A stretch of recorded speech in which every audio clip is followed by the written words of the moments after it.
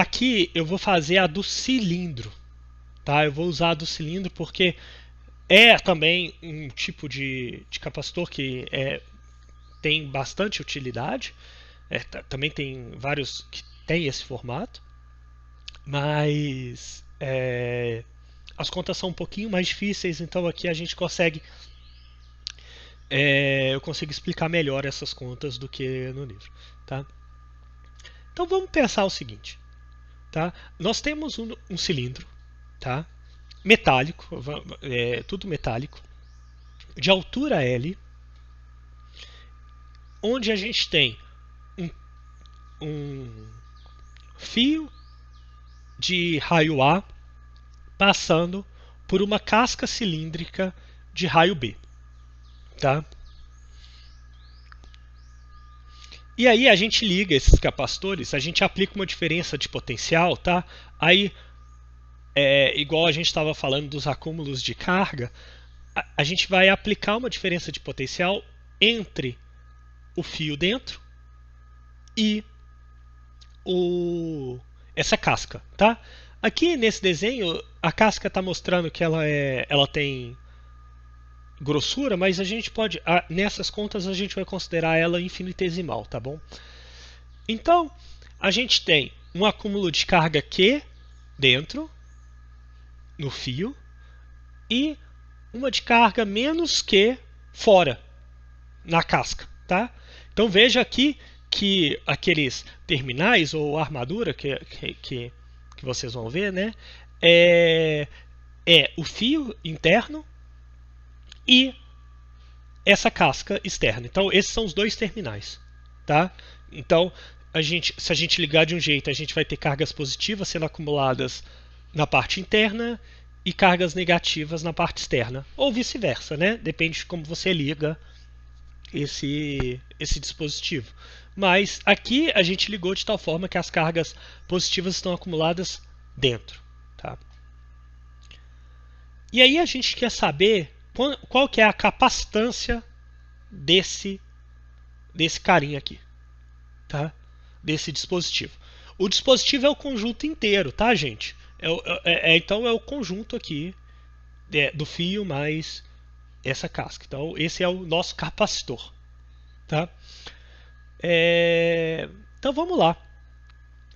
Como a gente tem uma simetria cilíndrica e a gente tem condutores aqui, essa distribuição de cargas, né, vão se acumular nas superfícies desses condutores, né? Então as cargas positivas vão estar acumuladas na superfície desse condutor e as cargas negativas estão acumuladas aqui, né, na casca desse outro condutor, tá? Então, se a gente for usar a lei de Gauss, a gente vai ter que na parte interna do fio o campo elétrico é zero, porque qualquer superfície que nós passamos aqui, ela vai dar nula o campo, porque a carga interna é nula. Novamente, se a gente considerar também, por exemplo, uma superfície assim, a carga interna também é nula. Por quê? A gente vai ter que a soma da carga Q mais a soma da carga menos Q, que é igual a zero. Então, também o campo é nulo. Isso geralmente acontece nos capacitores, tá, gente? A gente não tem campo fora dele, a gente desconsidera o campo fora dele. A gente só considera os campos entre os terminais, entre as armaduras do capacitor, tá? Então, isso aqui, então, para R menor do que A e R maior do que B, o campo é zero. Então isso não contribui para a nossa capacitância. Não contribui para a nossa diferença de potencial entre essas duas placas. Beleza. Então, nós vamos fazer a conta só considerando A menor do que R menor do que B.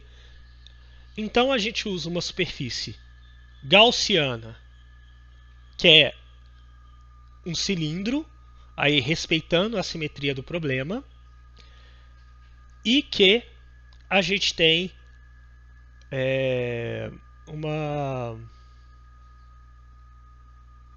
que o campo elétrico, né, está sempre normal à superfície gaussiana. Então nós temos que a parte, né, do cálculo de fluxo vai ser 2πrLE. Aqui eu estou considerando minha superfície gaussiana do tamanho do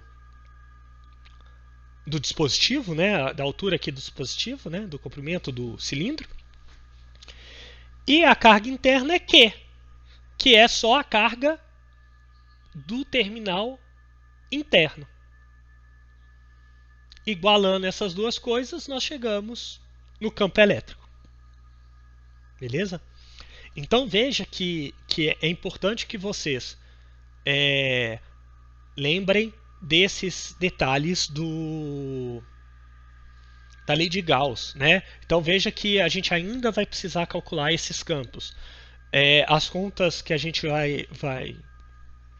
vai cobrar agora de cálculo de campo elétrico vão ser mais simples, porque a gente não está cobrando essa parte. A gente está querendo ver se vocês entendem outros conceitos. E em alguns casos, se for mais complicado, a gente vai até dar o campo elétrico, tá? Que a gente quer cobrar agora, por exemplo, na próxima prova, se vocês entendem o que é capacitância é um capacitor.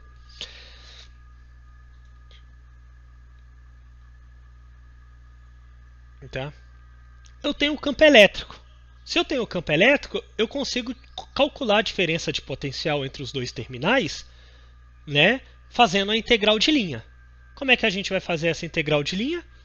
Né? Eu vou substituir o campo elétrico e eu vou escolher um caminho para fazer essa integral.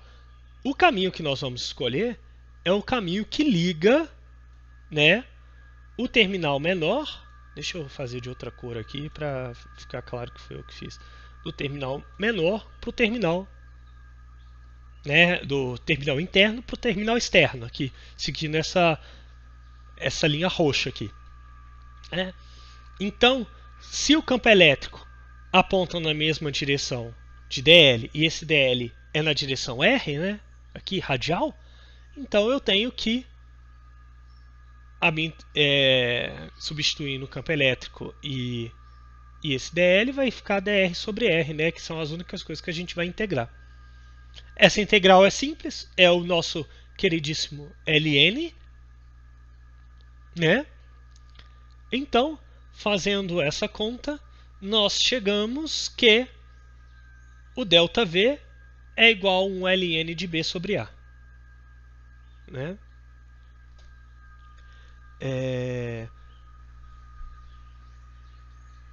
Então nós temos isso aqui. Se a gente tem que o ΔV é a carga sobre C, veja que então isso que está aqui é 1 sobre C, né? Então nós temos a nossa capacitância. Note, tá? Note aqui que a capacitância, tá? Isso é importante, que vocês podem ver se vocês fizeram a conta certa da capacitância. Que a capacitância depende somente da geometria do problema, a geometria do dispositivo. Então aqui veja que aparece a altura, aparece o A e o B, né? E aí, como isso vai se apresentar, vai depender de como é o dispositivo em si. E tem esse ε0 aqui, tá? Que a gente vai ver que é o material que está, o material dielétrico que está em volta aqui do dispositivo, né? Dentro do dispositivo. Vai ser a última coisa que a gente vai ver nessa aula. Então, para ficar claro, a capacitância depende da geometria e do material. Só.